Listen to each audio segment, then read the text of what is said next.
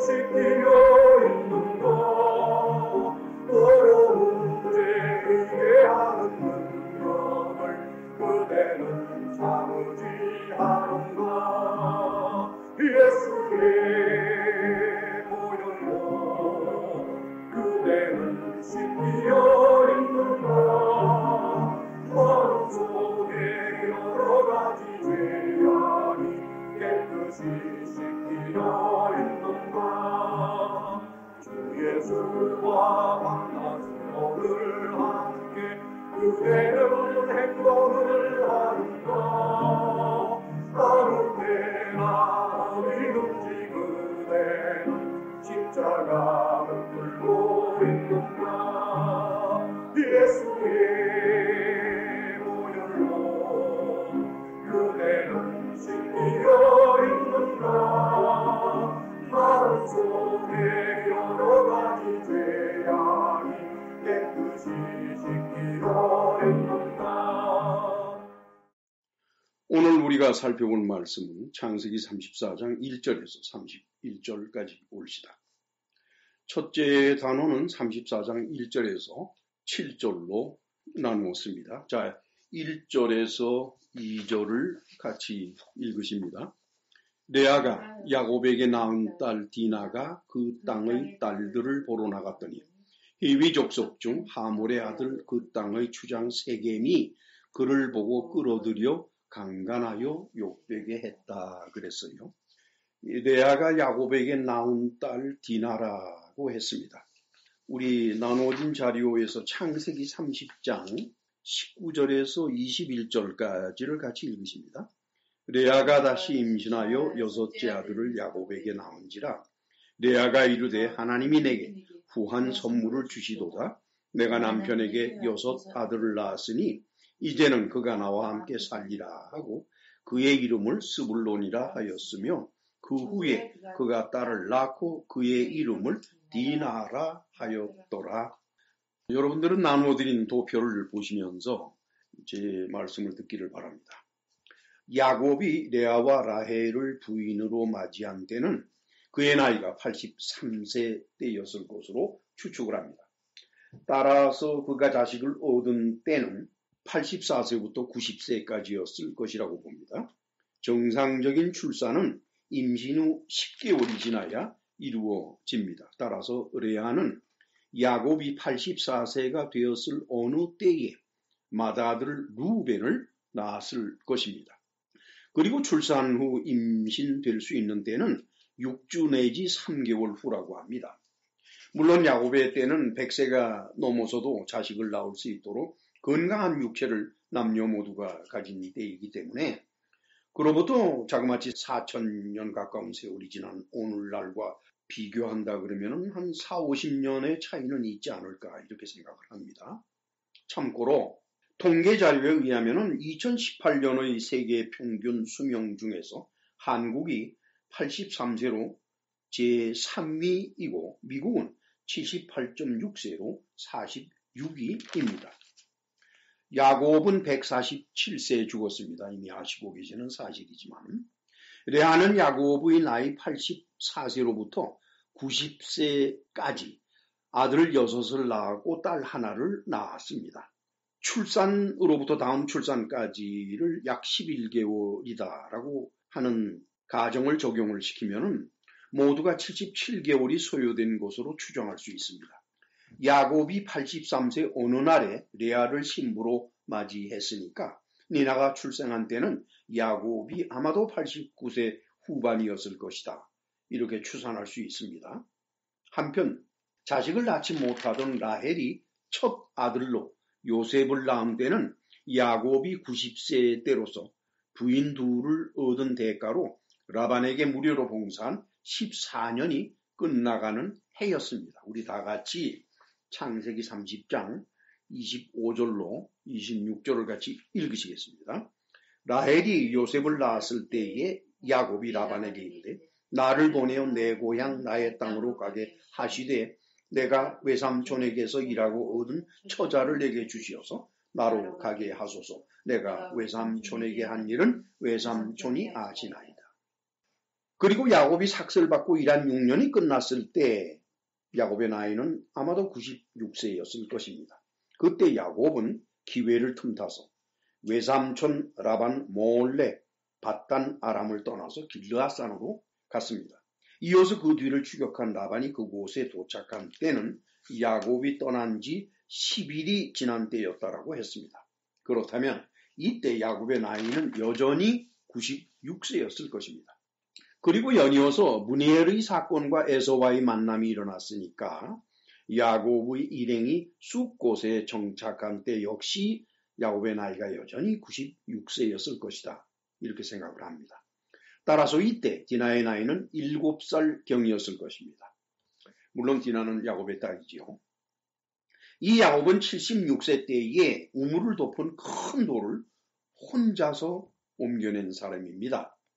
그런데 그 돌은 당시 그 지역의 목자들이 모두 모인 후에 여럿이 옮길 수 있을 정도로 아주 큰 것이었습니다. 이처럼 몸이 크고 힘이 센 야곱에게서 태어난 12아들과 디나는 보통 사람보다 키도 더 컸을 것이고 힘도 더 셌을 것입니다. 그렇다고 해도 하몰의 아들 세겜이 육체 관계를 가지려 하면 디나는 13세는 넘었어야 할 것입니다. 따라서 야곱이 숫곳에 정착할 때 디나의 나이가 7살이었고 세겜으로 옮겨와 살다가 이 사건이 벌어진 때의 디나의 나이가 13살이었다라고 하면은 6년이 소요되는 겁니다. 이 6년을 어떻게 해석하느냐 하는 것은 대부분의 사람들은 관심 밖에 있는 것 같습니다. 이 문제에 관해서만큼은 미드라시도 언급을 하지 않고 그리고 긴즈버그의 레전드에도 언급되어 있지가 않습니다. 그러나 저에게는 중요한 일입니다. 첫째, 야곱은 숫곳에 도착한 후에 그들이 살 집을 짓고 가축을 위해서 우리간을 지었다라고 되어 있어요. 우리 33장 17절을 같이 읽으실까요? 야곱은 숫곳에 이르러 자기를 위하여 집을 짓고 그의 가축을 위하여 우리간을 지었으므로 그 땅 이름을 숫곳이라 부르더라. 집이라고 번역한 히브리어는 바이트, 하우스입니다. 사람이 기거하는 집으로서 성경에서 가장 많이 집으로 사용된 히브리어 단어입니다. 그 다음 우리간으로 번역한 히브리어는 수코트입니다. 수코트. 이것은 가건물이나 헛간 같은 것을 일컫는 것인데 특별히 이스라엘 민족이 초막절에 만들어서 일주일을 살아야 되는 집이 또한 이 수코트입니다.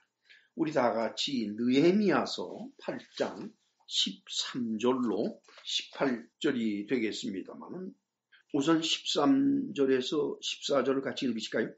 그 이튿날 뭇 백성의 족장들과 제사장들과 레위 사람들이 율법의 말씀을 밝히 알고자 하여 학사 에스라에게 모여서 율법에 기록된 바를 본즉 여호와께서 모세를 통하여 명령하시기를 이스라엘 자손은 7째 달 절기에 초막에서 거할지니라 하였고 다시 15절에서 16절 같이 읽으실까요? 또 일러스되 모든 성읍과 예루살렘에 공포하여 이르기를 너희는 산에 가서 감람나무 가지와 돌감람나무 가지와 화석류나무 가지와 종려나무 가지와 기타 무성한 나무 가지를 가져다가 기록한 바를 따라 초막을 지으라 한지라 백성이 이에 나가서 나뭇가지를 가져다가 혹은 지붕 위에 혹은 뜰 안에 혹은 하나님의 전뜰에 혹은 숨은 광장에 혹은 에브라임 문 광장에 초막을 지었다 그랬어요. 즉 수코트라고 하는 것은 나뭇가지들과 잎으로 지붕을 만들고 벽을 만들어 들이운 일종의 가건물을 말하는 것입니다. 이제부터 잠시 여러분께 드릴 말씀은 본문의 내용에서는 다소 벗어나는 것입니다. 그러나 이 말씀은 여러분이 반드시 아셔야 하는 내용이기 때문에 말씀을 드리도록 하겠습니다. 방금 읽어드린 느헤미야서 8장에 기록된 내용 중에서 이스라엘 백성들이 알기를 원해서 에스라를 통해서 듣고 배우는 것이 바로 율법서의 내용이라고 그랬죠. 그때 율법서로 지칭되는 책은 창세기, 출애굽기, 레위기, 민수기, 신명기 5권이 올지다. 주후 313년에 당시 로마 제국의 황제인 콘스탄틴 대제가 밀라노 칙령을 선포를 했지요. 그로 인해서 기독교 교회는 박해에서 벗어나게 됐습니다.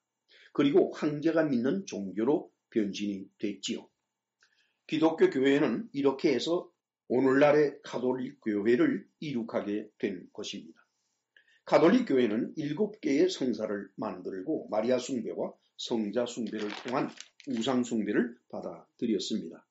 그리고 수많은 기도문을 만들고 복잡한 예배 절차를 만들어 놓았습니다. 그리고 무속신앙적인 연옥서를 만들어서 교인들을 지배하는 시스템을 이룩했습니다. 그러나 그들의 성경은 오직 라틴어로만 쓰여진 것으로 일반 교인들에게는 접근이 불가능한 책으로서 우상처럼 숭배되는 것이었습니다. 이 일을 지적하고 비판한 사람이 바로 마틴 루터입니다. 마틴 루터는 당시 사회적인 물의를 일으킨 면죄부 판매 사업을 공격할 목적으로 1517년 10월 31일에 비텐베르크 교회의 문에 95개의 논조를 게시했습니다. 이렇게 해서 시작된 것이 종교개혁입니다. 이 종교개혁이라는 것은 마틴 루터의 구원에 관한 주장으로 구체화되었는데 그것이 바로 다음과 같은 것입니다. 오직 믿음으로, 오직 은혜로, 오직 성경으로. 물론 은혜는 하나님의 은혜이죠. 오직 믿음으로, 오직 은혜로, 오직 성경으로만 구원을 받는 것이지 그 외에 칠성사라든가 또는 기도문이라든가 예배 절차라든가 그것에 의해서 구원받는 것은 아니다. 마틴 루터의 주장입니다. 이렇게 해서 시작된 것이 소위 개신교 교회입니다. 이들을 프로테스탄트라고 읽었죠.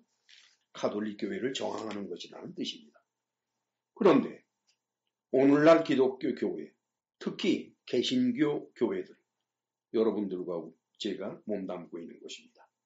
예배 중에 성경만 읽고 성경만 설명해 주고 있습니까? 아닙니다. 설교는 예배의 꽃이라고 말합니다. 그 설교 시간에 목사들이 무엇을 여러분들에게 전해줍니까? 우선 성경 구절을 한두 개 읽지요. 그리고는 온통 세상 이야기로 교인들의 귀를 즐겁게 하는 그런 이야기들로 채워지면서 설교가 끝이 납니다. 어쩌면은 마틴 루터 때의 가톨릭 교회보다도 더 타락을 했고 더 성경을 떠나는 것이 오늘날의 개신교 교회들이다라고 말씀드릴 수가 있죠. 더욱이 오늘날 안식일의 회당에 모여서 예배하는 유대인들, 그들은 주로 이사야서 또는 구약 성경을 낭독하고 가르치지요. 그러한 유대인들에 비한다 그러면은 오늘날 개신교 교회는 너무나도 추악하게 변질된 것이다. 이렇게 말할 수가 있습니다. 잠시 본문의 내용과는 다르게 곁길로 나갔었습니다. 자, 이제 다시 본문의 내용으로 돌아가고자 합니다.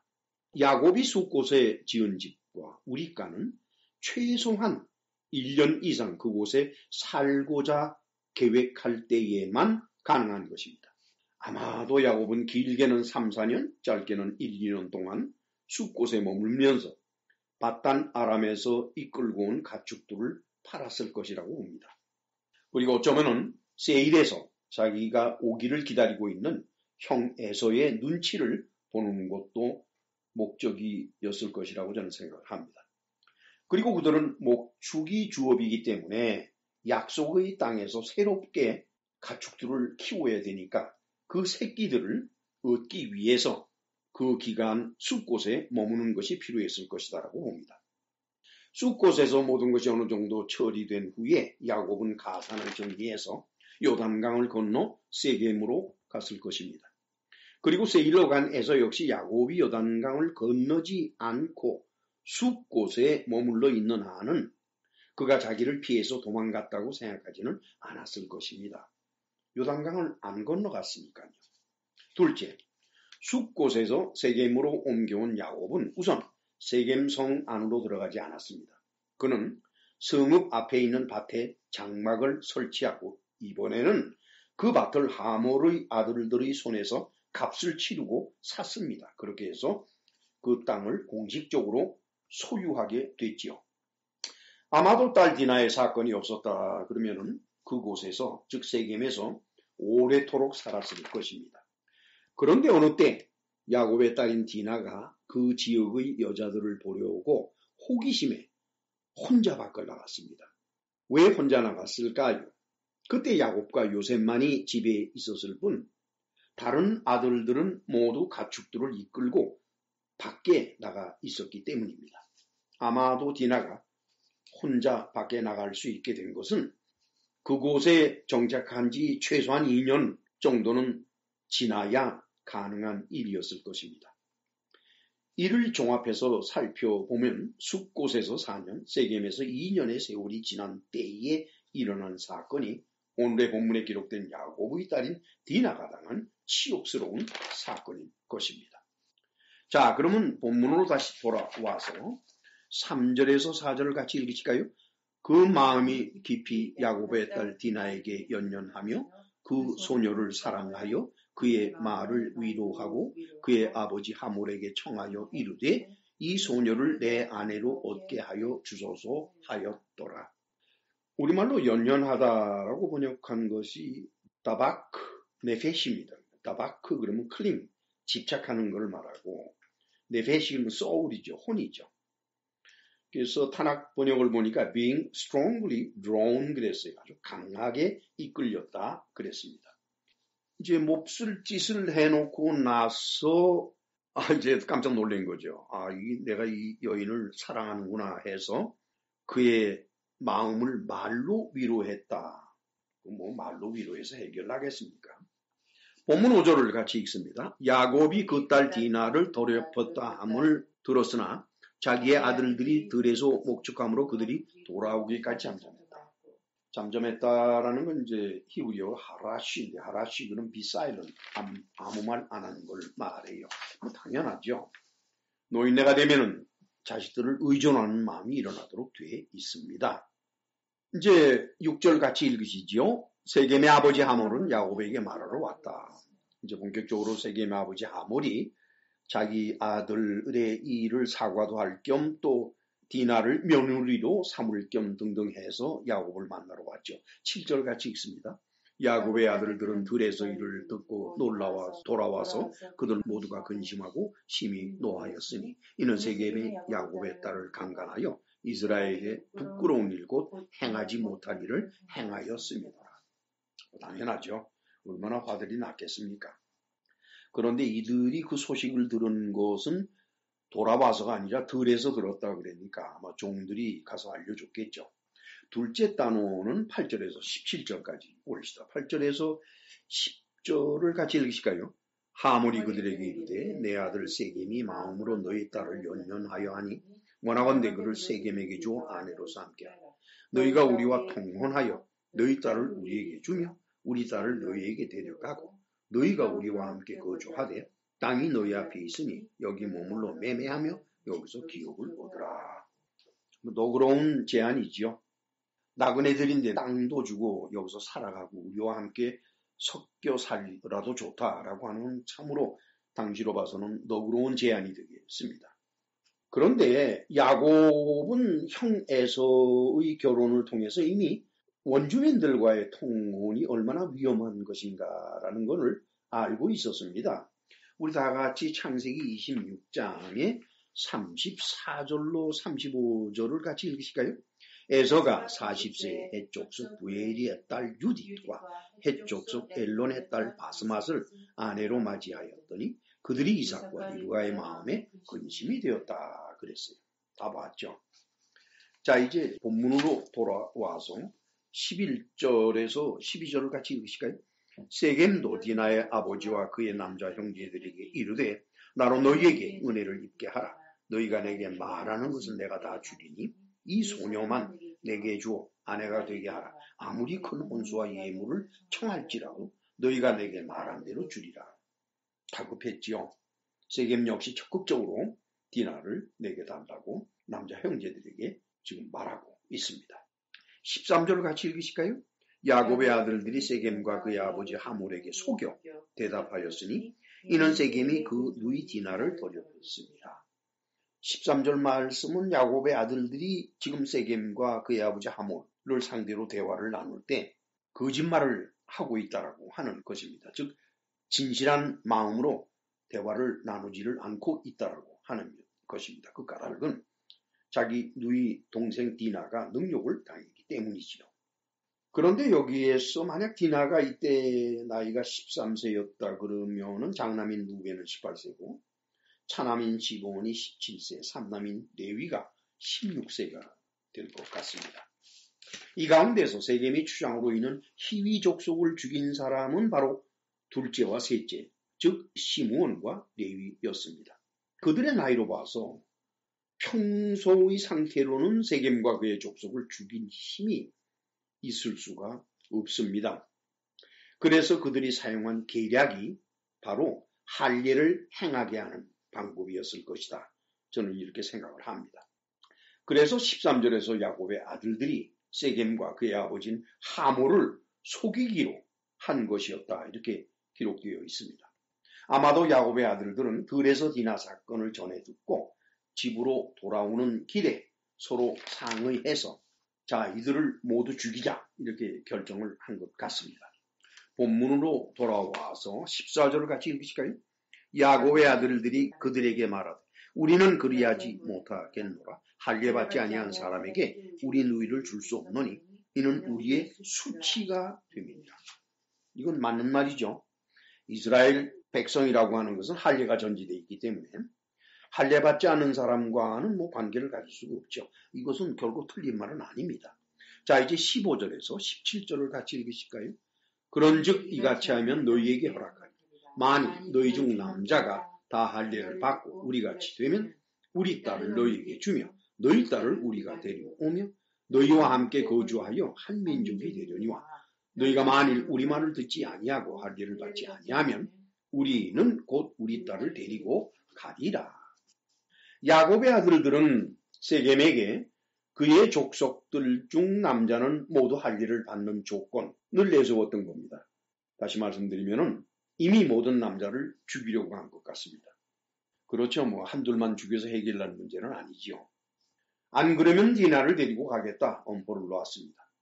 그때 야곱의 아들들이 디나를 우리의 딸이라고 지칭을 했어요. 그렇게 한 것은 두 민족 간의 혼사를 주제로 삼고 있기 때문에 사용한 표현일 것입니다. 자, 이제 셋째 단어는 18절에서 24절까지 옵시다. 18절 같이 읽으실까요? 그들의 말을 하몰과 그의 아들 세겜이 좋게 여겼다. 할례의 아픔이 어떠한지 이미 말씀드린 것처럼 할례라고 하는 것은 포경수술을 말하는 거죠. 그리고 그 고통이 며칠을 가는지를 이 사람들은 알지 못하고 있습니다. 그렇기 때문에 하몰과 세겜은 서로 한 민족이 된다는 말에 할례를 수락했습니다. 야곱은 한 가족이고 히위족은 그 수가 많으니까 한 민족이 된다? 그러면 야곱집이 히위족속이 되는 것이지요. 그러니까 하몰과 세겜으로서는 거절할 이유가 없었습니다. 자, 이제 부족 주민들만 설득하면 되도록 되었습니다. 자, 이제 19절을 같이 읽으실까요? 이 소년이 그 일을 행하기를 지체하지 아니하였으니 그가 야곱의 딸을 사랑함이며 그는 그의 아버지 집에 가장 존귀하였더라. 그러죠. 추장이니까 그 집에서 가장 존귀한 사람이지요. 자, 20절에서 21절 같이 읽으실까요? 하몰과 그의 아들 세겜이 그들의 성문에 이르러 그들의 성읍 사람들에게 말하여 이르되 이 사람들은 우리와 친목하고 이 땅은 넓어 그들을 용납할 만하니 그들이 여기서 거주하며 매매하게 하고 우리가 그들의 딸들을 아내로 데려오고 우리 딸들도 그들에게 주자. 이거에 큰 문제되는 것은 아니지요. 당연히 그 제안을 성읍 남자들에게 했을 것입니다. 22절을 같이 읽으시죠. 그러나 우리 중에 모든 남자가 그들이 할례를 받음 같이 할례를 받아야 그 사람들이 우리와 함께 거주하여 한 민족 되기를 허락할 것이라. 여기 보면은 한 민족이 어떤 민족이냐? 그들이 우리와 함께 거주한다 그랬으니까 그들이 우리 민족이 된다는 뜻이죠. 그런데 하나님께는 이게 또 다른 의미를 갖게 돼요. 왜냐? 할례받은 사람을 하나님께서는 이스라엘 민족으로 간주하시기 때문입니다. 우리 다 같이 창세기 17장 9절에서 12절을 살펴보도록 합니다. 같이 읽으실까요? 하나님이 또 아브라함에게 이르시되 그런즉 너는 내 언약을 지키고 내 후손도 대대로 지키라. 너희 중 남자는 다 할례를 받으라. 이것이 나와 너희와 너희 후손 사이에 지킬 내 언약이니라. 너희는 보피를 베어라. 이것이 나와 너희 사이에 언약의 표징이니라. 너희의 대대로 모든 남자는 집에서 난 자나 또는 너희 자손이 아니라 이방 사람에게서 돈으로 산 자를 막론하고 난지 8일 만에 할례를 받을 것이라. 그렇죠? 할례 받으면 하나님께서는 그들을 이스라엘 민족으로 간주하신다는 겁니다. 자, 이제 본문으로 돌아와서 23절 같이 읽으실까요? 그러면 그들의 가축과 재산과 그들의 모든 짐승이 우리의 소유가 되지 않겠느냐? 다만 그들의 말대로 하자. 그러면 그들이 우리와 함께 거주하리라. 이거 뭐 속이 다 드러나네요.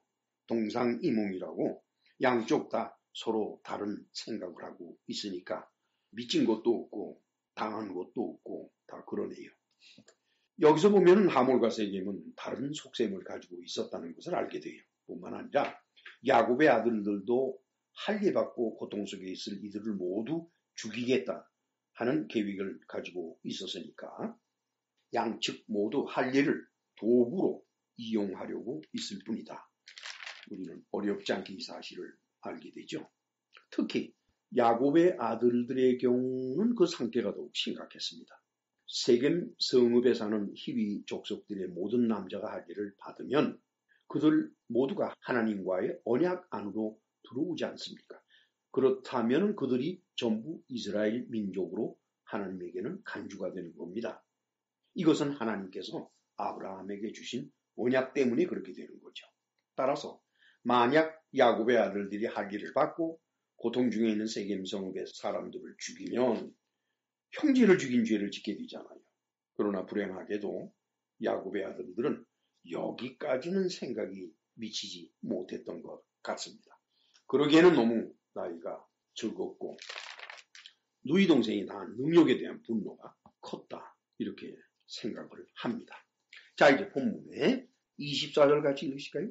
성문으로 출입하는 모든 자가 하몰과 그의 아들 세겜의 말을 듣고 성문으로 출입하는 그 모든 남자가 할례를 받았다. 결국 세겜 성읍의 모든 남자들이 할례를 받았습니다. 자, 이제 마지막으로 살펴볼 넷째 단어는 25절에서 31절까지입니다. 그러면 25절에서 26절을 같이 읽으실까요? 제3일에 아직 그들이 아파할 때에 야곱의 두 아들 디나의 오라버니 시몬과 레위가 각기 칼을 가지고 가서 몰래 그 성읍을 기습하여 그 모든 남자를 죽이고 칼로 하몰과 그의 아들 세겜을 죽이고 디나를 세겜의 집에서 데려왔다. 할례 받은 지 제3일이 되면은 가장 아플 때입니다. 오늘날 의술이 발달된 병원에서도 포경수술을 하게 되면은 약 한 일주일 동안 많이 아픕니다. 특히 제3일에는 그 아픔이 좀 심하죠. 그런데 뭐 그 당시에 거친 칼 가지고 했으니 얼마나 아프겠어요? 지금 뭐 정신이 하나도 없었겠죠. 그때 이제 시몬과 레위가 둘째와 셋째죠. 세겜 성읍을 몰래 기습을 했습니다. 그래서 칼로 먼저 그 성읍의 모든 남자를 죽였습니다. 그리고 난 다음에 하몰과 세겜은 죽였죠. 그리고는 이제 세겜의 집에 잡혀있는 디나를 데려왔습니다. 자, 이제 본문의 27절 같이 읽으실까요? 야곱의 여러 아들이 그 시체에 있는 성읍으로 가서 노략하였으니 이는 그들이 그들의 누이를 더럽힌 까닭이라. 시몬과 레위가 남자들을 다 죽이고 난 다음에 그 동생들이 함께 그 성읍으로 들어가서 노략질을 했다는 겁니다. 그 노략질의 내용이 28절에서 29절 사이에 기록되어 있습니다. 같이 읽으실까요? 그들이 양과 소와 나귀와 그 성읍에 있는 것과 들에 있는 것과 그들의 모든 재물을 빼앗으며 그들의 자녀와 그들의 아내들을 사로잡고 집 속의 물건을 다 노략을 했다. 노략질이 좀 심합니다. 30절 같이 읽으실까요? 야곱이 시므온과 레위에게 이르되 너희가 내게 화를 끼쳐 나로 하여금 이 땅의 주민 곧 가나안 족속과 브리스 족속에게 악취를 내게 하였구나. 나는 수가 적은즉 그들이 모여 나를 치고 나를 죽이리니 그러면 나와 내 집이 멸망하리라. 여기에서 야곱은 유난히 시므온과 레위를 나무랍니다. 너희가 사람을 죽였으니까 결국 가나안 족속과 히위 족속들에게 악취가 나게 했다. 즉 소문나게 했다는 겁니다. 하나님께서 모세에게 이스라엘 민족을 애굽에서 이끌어내서 가나안 땅으로 인도하도록 지시하실 때에 가나안 땅에 살고 있는 것으로 언급했던 족속 중에 하나가 바로 히위 족속입니다. 신명기 7장 1절과 3절 사이에 기록이 되어 있지요. 같이 읽으실까요?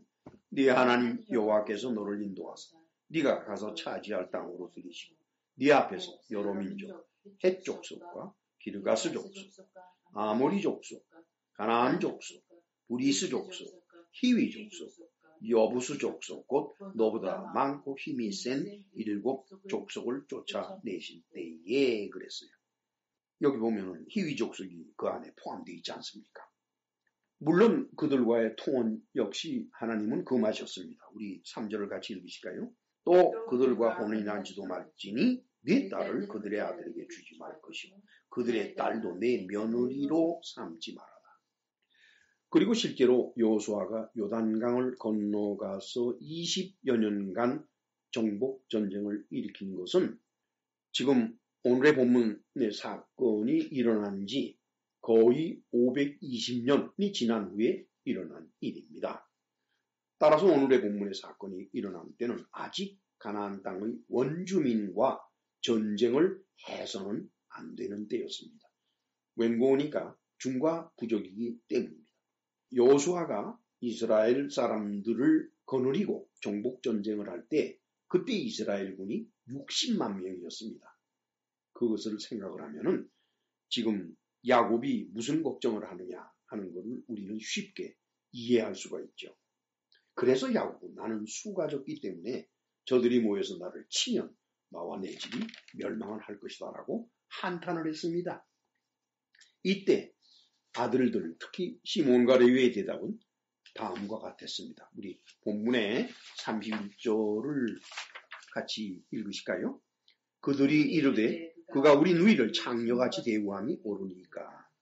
물론 야곱의 아들들이 누이 동생 사건으로 분해하는 것은 당연한 일입니다. 그러나 보복의 일은 젊은 혈기로 해결할 문제는 아닙니다. 이것은 집안 대 집안의 문제이고 민족 대 민족의 문제이기 때문에 당연히 아버지 야곱의 뜻에 순종을 했어야만 됩니다. 게다가 보복의 규모를 보니까 자기들이 받은 피해의 수천 배가 넘는 것이었습니다. 따라서 히위족과 가나안족이 이를 문제를 삼는다 그러면은 야곱은 변명할 여지조차 없게 되지요. 그래서 야곱은 이 일을 주도한 시므온과 레위의 잔혹함을 죽는 날까지 잊지를 못했던 것입니다. 그는 나이 147세로 죽음이 임박했을 때 12아들에게 유언을 남겨놓습니다. 그 유언은 49장 전체에 기록되어 있습니다만 특별히 시몬과 레위에 관한 것은 49장 1절에서 7절 사이에 기록이 되어 있습니다. 같이 읽으실까요? 야곱이 그 아들들을 불러 이르되 너희는 모이라. 너희가 후일에 당할 일을 내가 너희에게 이르리라. 너희는 모여 들으라. 야곱의 아들들아 너희 아버지 이스라엘에게 들을지어다. 시몬과 레위는 형제요. 그들의 칼은 폭력의 도구로다. 내 혼아 그들의 모의에 상관하지 말지어다. 내 영광아 그들의 집회에 참여하지 말지어다. 그들이 그들의 분노대로 사람을 죽이고 그들의 혈기대로 소의 발목 힘줄을 끊었으므로다. 그 노염이 혹독하니 저주를 받을 것이요 분기가 맹렬하니 저주를 받을 것이라. 내가 그들을 야곱 중에서 나누며 이스라엘 중에서 흩으리로다. 여기 보면 말이죠. 창세기 49장 6절에 야곱은 아들인 시므온과 레위가 저지른 죄에 대해서 자기 자신 관계가 없다라는 걸 지금 강조하고 있어요. 내 혼아 그들의 모의에 상관하지 마라. 내 영광아 그들의 집회에 참여하지 마라 그랬어요. 어찌 보면 아들의 죄에 대해서 나는 관계가 없습니다 하고 말을 하니까 참 매정한 것처럼 보이지요. 그러나 이것이 죄에 대한 하나님의 판단의 기준이기 때문에 야곱이 그렇게 한 것입니다. 우리 다 같이 에스겔서 18장 19절로 20절 같이 읽겠습니다. 그런데 너희는 이르기를 아들이 어찌 아버지의 죄를 담당하지 아니하겠느냐 하는도다. 아들이 정의와 공의를 행하면 내 모든 율례를 지켜 행하면 그는 반드시 살리니라. 범죄하는 그 영혼은 죽을지라. 아들은 아버지의 죄악을 담당하지 아니할 것이요 아버지는 아들의 죄악을 담당하지 아니하리니 의인의 공의도 자기에게로 돌아가고 악인의 악도 자기에게로 돌아간다. 아시겠죠? 죄라고 하는 것은 개인적으로 벌어지는 것이지 부자지간에 연관돼서 일어나는 것은 아니라고 하는 것입니다. 죄에 대한 하나님의 징계, 야곱은 그것을 지금 두려워하고 있다라고 하는 것입니다. 여러분, 하나님을 두려워하는 사람만이 하나님의 뜻에 순종하며 따라갈 수 있다는 것을 결코 잊어서는 안 됩니다. 아무리 기독교인들이라고 할지라도 하나님을 두려워하지 않고 가볍게 생각을 하면 그들은 자기도 모르는 사이에 자연스럽게 죄를 짓도록 되어 있다는 것을 저는 강조드리는 겁니다.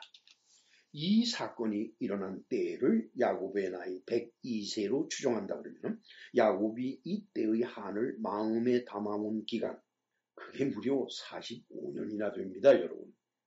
그 긴 세월을 야곱은 시몬과 레위가 저지른 이 악을 기억하고 있었던 것입니다. 이제 우리는 오늘의 말씀을 통해서 하나님께서 우리로 깨닫게 하려고 주시는 메시지를 찾는 순서가 되었습니다. 그것은 야곱의 아들들이 하몰과 세겜에게 한 거짓말입니다. 본문 15절에서 17절을 다시 같이 읽으실까요? 그런즉 이같이 하면 너희에게 허락하리라. 만일 너희 중 남자가 다 할례를 받고 우리같이 되면 우리 딸을 너희에게 주며 너희 딸을 우리가 데려오며 너희와 함께 거주하여 한 민족이 되려니와 너희가 만일 우리 말을 듣지 아니하고 할례를 받지 아니하면 우리는 곧 우리 딸을 데리고 갈 것이다. 이 말은 세겜 성읍의 모든 남자들이 할례를 받으면 네 나를 세겜의 부인으로 주겠다는 진실된 약속은 아닙니다. 그들이 할례의 상처로부터 온 고통 속에 있을 때 모두 칼로 죽이려고 한 계획을 위한 거짓말이었던 것입니다. 다른 사람을 해하려고 하는 거짓말은 하나님 앞에 죄를 짓는 일이 됩니다. 우리 출애굽기 23장 1절에서 3절을 같이 살펴보도록 합니다. 같이 읽으실까요? 너는 거짓된 풍소를 퍼뜨리지 말며 악인과 연합하여 위증하는 증인이 되지 말며 다수를 따라 악을 행하지 말며 송사에 다수를 따라 부당한 증언을 하지 말며 가난한 자의 송사라고 해서 편벽되이 두둔하지 말아라. 그렇죠. 부당한 증언, 또 거짓된 풍소를 퍼뜨리는 것, 또한 위증하는 것, 이 거짓말도 특별히 다른 사람을 해치려고 하는 거짓말에 대해서는 하나님께서 엄격히 제한을 하고 계신 겁니다. 하나님의 아들이신 예수 그리스도께서도 이 거짓말에 관해서는 대단히 경계를 하고 계신다는 것을 알 수가 있어요. 예수께서는 거짓말의 아비를 마귀라고 했습니다. 다 같이 우리 요한복음 8장 44절 같이 읽으실까요? 너희는 너희 아비 마귀에게서 났으니 너희 아비의 욕심대로 너희도 행하고자 하느니라. 그는 처음부터 살인한 자요 진리가 그 속에 없으므로 진리에 서지 못하고 거짓을 말할 때마다 제 것으로 말하나니 이는 그가 거짓말쟁이요 거짓의 아비가 되었습니다. 거짓말은 참 나쁜 겁니다, 여러분. 거짓말은 진리가 그 안에 없기 때문에 하는 것입니다. 누구든지 거짓말을 하는 사람은 그 순간에 사단의 종이 된다는 사실을 잊어서는 안 됩니다. 그 사람이 기독교인이건 아니건 무엇이든지 간에 그렇습니다. 이 거짓말이 특별히 형제를 이간하고 무죄한 자의 피를 흘리게 하면 이것은 정면으로 하나님께 저항하는 일이 된다는 것을 잊어서는 안 됩니다. 잠언 6장 16절에서 19절을 살펴보도록 합니다. 같이 읽으실까요? 여호와께서 미워하시는 그의 마음에 싫어하시는 것이 77가지 곧 교만한 눈과 거짓된 혀와 무죄한 자의 피를 흘리는 손과 악한 괴교를 꾀하는 마음과 빨리 악으로 달려가는 팔과 거짓을 말하는 망령된 증인 및 형제 사이를 이간하는 자니라. 이것을 읽으시면서 여러 가지 생각을 하시게 될 겁니다. 그리고 원수 갚음을 핑계로 해서 상대편에게 해를 끼치고자 하는 마음, 그 마음 역시 가져서는 안 됩니다. 그래야만이 그 사람은 진실한 그리스도인으로서 세상을 살아갈 수가 있기 때문입니다. 자, 우리 다 같이 마태복음 5장 38절 그리고 44절에서 45절을 같이 읽도록 하십니다. 또 눈은 눈으로, 이는 이로 갚으라 하였다는 것을 너희가 들었으나 나는 너희에게 이르노니 너희 원수를 사랑하며 너희를 박해하는 자를 위하여 기도하라. 이같이 한즉 하늘에 계신 너희 아버지의 아들이 되리니 이는 하나님이 그 해를 악인과 선인에게 비추시며 비를 의로운 자와 불의한 자에게 내려주심이라. 그렇죠. 눈은 눈으로 이는 이로 갚는다라고 하는 것은 원수 갚음에 대한 제한을 말하는 겁니다. 여러분. 사람들은 원수를 갚는다 그러면 몇 배를 갚아요. 그래서 눈은 눈으로 이는 이로 갚으라는 것은 당한 것 이상으로 하지 말라는 겁니다. 그런데 지금 엄청나게 많은 사람을 죽였잖아요.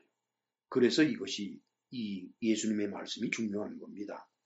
나는 너희에게 이르노니 너희 원수를 사랑해라. 너희를 박해하는 자를 위해서 기도하라. 불가능한 것 같지요? 아닙니다. 주님의 뜻대로 행해 보십시오. 이것은 가능한 일입니다.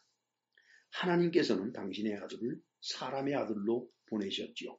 그래서 나무 십자가에 못 박혀 죽게 하셨습니다. 이 사건을 통해서 죄를 지은 사람들이 하나님 앞에 그 죄를 용서받는 길이 열리게 되고, 그리고 놀라웠게도 원수를 사랑하는 마음이 생겨난다는 겁니다. 대가 없이 하나님은 일을 하시지 않는 분입니다.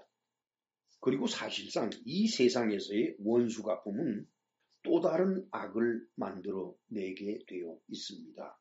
왠고니까 원수를 갚고자 할 때 모든 계획과 실천에 옮기는 그 과정이 악으로 점철되고 악에 휩싸이기 때문입니다. 하나님께서는 당신의 자녀들이 그 악을 범하지 않도록 말씀하고 계신 것입니다. 그리고 이 모든 원수 갚음은 역사의 종말 후에 있을 최후의 심판에서 실현되는 것이지 우리가 살아가는 이 생애 중에 원수 갚음이 절대로 일어나지 않는다는 사실을 그리스도인들은 잊어서는 안 됩니다. 진실한 그리스도인은 원수 갚음의 무거운 짐을 하나님께 맡길 줄을 알아야 합니다. 하나님께 그 무거운 짐을 맡겨놓고 오히려 원수를 사랑하는 자가 되어야 할 것입니다. 왜냐하면 이러한 사랑 안에서만 우리는 비로소 거짓말을 안 할 수가 있는 겁니다. 그리고 정직하게 살아갈 수가 있기 때문에 주님께서는 우리에게 원수를 사랑하라고 먼저 말씀을 하셨던 겁니다. 기도합시다. 전능하시고 자비로우신 하나님 아버지, 이처럼 원수를 사랑한다고 하는 것이 얼마나 어려운 일인지요. 그럼에도 불구하고 주님께서는 우리에게 원수를 사랑하라고 명령을 하셨습니다. 어려운 일들이기는 하지만 그러나 우리의 생애 중에 원수를 사랑할 수 있는 능력이 주님께로부터 온다는 사실을 믿고 우리 모두는 그 믿음 안에서 어떻게 해서든지 우리 마음을 잘 보살펴서 원수를 갚지 아니하고 원수를 사랑하는 그런 사람이 됨으로써 우리가 결단코 입을 열어 거짓말을 하지 않는 그런 사람이 될 수 있도록 주께서 인도하여 주옵소서. 예수님의 이름으로 기도합나이다. 아멘. 하늘에 계신 우리 아버지여, 이름이 거룩히 여김을 받으시오며 나라의 마옵시며 뜻이 하늘에서 이룬 것 같이 땅에서도 이루어지이다. 오늘날 우리에게 일용할 양식을 주옵시고 우리가 우리에게 죄 지은 자를 사하여 준 것 같이 우리의 죄를 사하여 주옵시고 우리를 시험에 들게 하지 마옵시며 다만 악에서 구하옵소서. 대개 나라와 권세와 영광이 아버지께 영원히 있사옵나이다. 아멘.